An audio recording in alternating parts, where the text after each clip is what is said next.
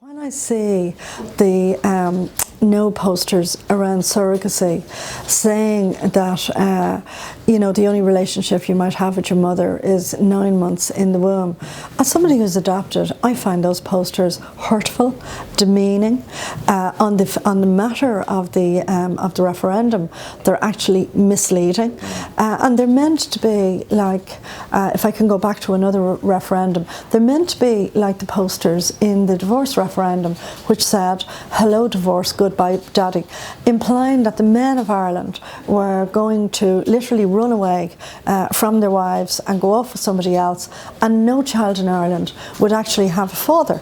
Now, we know that not to be true, because the day after divorce, the divorce referendum was passed, what happened? The people who wanted access to civil divorce accessed it over a period of time.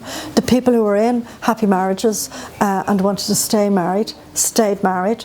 It was a moment, and an important moment though, in the civic and political life of Ireland, when people through the ballot box said to people who wanted to have access to divorce, yes, we'll grant you that right.